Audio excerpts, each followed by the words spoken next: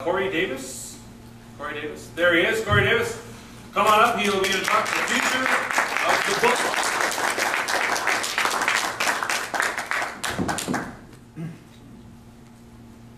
Thought I'd talk about soccer instead.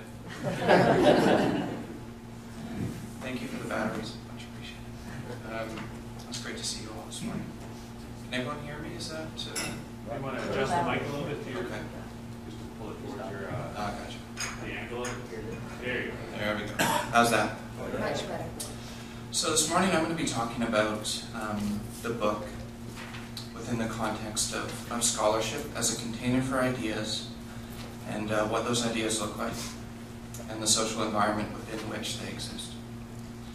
And I'll be talking about what might lie ahead for us. So the book is one of the most successful technologies in history, I think. Estimates for the total number of books published range from 80 to 200 million. Academic libraries in the US alone hold over 1 billion print volumes. It's a lot of books. They are, very simply stated, a very big deal. But things are changing, and in fact they have been for quite some time. Electronic text and its manifestations on the internet and the web especially has transformed the written word.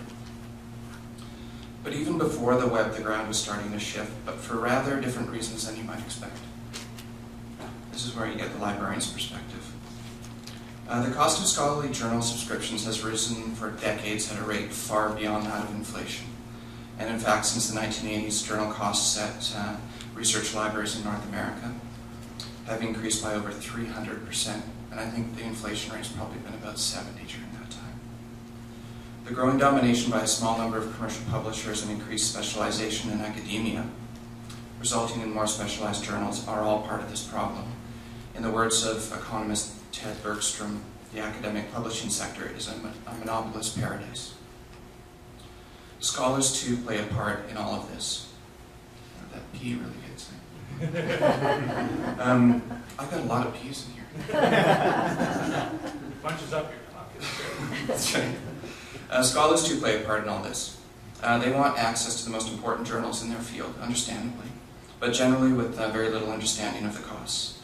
The great irony is that scholars who publish in academic journals generally do so for free, more often than not relinquishing their own copyright in the process, so they sign off, give the copyright to the publisher. The research they publish is often funded with public money through granting bodies like NSERC and SSHRC here in Canada, and through the publicly funded universities at which their research takes place. After the research is published, the library buys it all back via journal subscriptions. And it's not unusual for a single journal subscription to cost in excess of $5,000 US per year. And there's thousands and thousands of these subscriptions at a typical research university.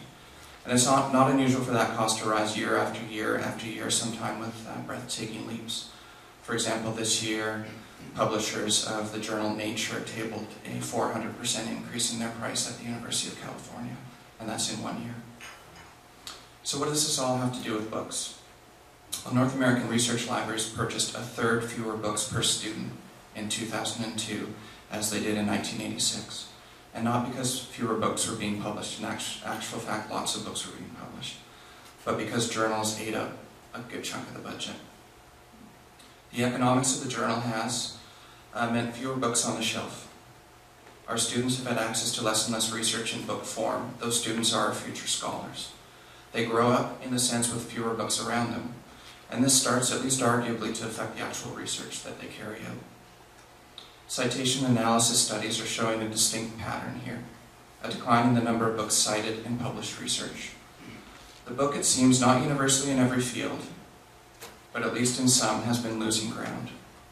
And a big part of the reason, come on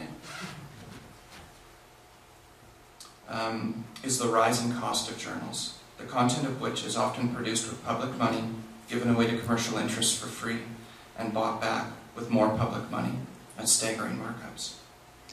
Why is this important? Why does it matter if scholars are citing, and therefore we can assume reading fewer books as long as they're reading something? A book is a particular kind of information container. It provides the space for a comprehensive treatment of a topic in a way that journal articles simply can't. It can provide deep analysis over more pages. In the words of Carla Hess, professor of history at Berkeley, the book form serves precisely to defer action, to widen the temporal gap between thought and deed, and to create a space for reflection and debate. Are we in jeopardy of losing this space and this depth? Nicholas Carr, in a famous 2008 Atlantic Monthly essay, asked, "Is Google making us stupid?" That was the title of the essay, if you want to look it up. His latest book, The Shallows, explores how the book form serves to focus our attention, promoting deep and creative thought. In stark contrast, he says, quote, "The internet encourages the rapid, distracted sampling of small bits of information from many sources. Its ethic is the ethic of the industrialist, an ethic of speed and efficiency, of optimized production and consumption, and now the net is remaking us in its own image." End quote. Now, the book as a technology is far from perfect, so I'm not saying that books are everything. Precisely because books are now just one form of capturing discourse, we see them in their uniqueness as objects with real limitations, grounded in the interplay of actors, authors, publishers, readers, whose roles are changing. The same forces transforming the music and newspaper industries, for example, they're at work here too. The question is, to what end? And here's where things, I think, get really interesting. So the same forces, ironically, are starting to bring books back into the scholarly landscape with a momentum few could have anticipated, even just a few years ago. Let us return to the heady days of 1996. I call them heady because they were for me. Not sure how everyone else was doing back then. When two graduate students working at Stanford built a web crawler to index book content and determine relevance by tracking the number and quality of citations from other books, which is a big thing for academics because it often means tenure and promotion. Those two graduate students would form a company called Google. I'm sure you've all heard of this company. It's pretty good. And the citation analysis tool became the PageRank algorithm, the basis of Google search to this day. In 2002, Google started a project to put the world's books online. Google Books is the project. Working with some of the greatest libraries and thousands of publishers, they have already scanned over 10 million books. This and other major digitization projects, such as HathiTrust, which has scanned, I think, about 6 million books, and others like Project Gutenberg, there's lots out there, can and do provide unprecedented access to books for scholars and researchers everywhere. In the words of historian Dan Cohen, quote, "Google Books is a savior, enabling research that could once only be done if you got into the right places." He means the right schools with very large research libraries. "I regularly have students discover new topics to study and write about through searches on Google Books. Despite its flaws, it will be the source of much scholarship from around the globe." End quote. So scholars are starting to reap the benefits of large libraries of electronic books online. And massive digitization efforts open up whole new avenues of research where large data sets of full text books actually become the objects of experimentation themselves. The future seemingly is getting brighter for books.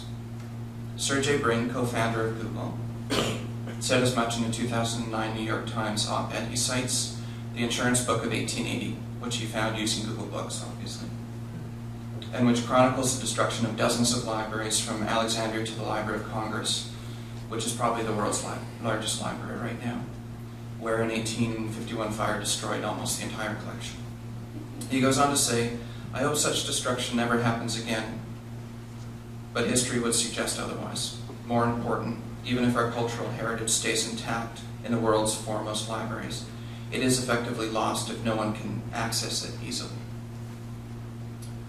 But what will that access look like when Google Books is commercialized and becomes another subscription a library has to find the money for? Networked information exists in a borderless world, as we all know, very different from the geographically based traditions of publishing, where companies acquire the rights to publish works in a specific market or a specific country. What kinds of licensing terms and digital locks will publishers create to protect their intellectual property? At our library, that's Royal Roads, most of the 90,000 electronic books we have access to are only viewable via an active network connection in a browser, and you can't download them. So we basically pay yearly subscription fees to access this content, very similar to what we've been doing with journals. And those costs have gone up and up and up. So we don't actually own these books. Effectively, what we're doing is renting them. What are the risks of trusting to commercial interest, continuity of access, and the preservation of our intellectual heritage in book form? What are the costs, and there are always costs, of providing access to so many books online?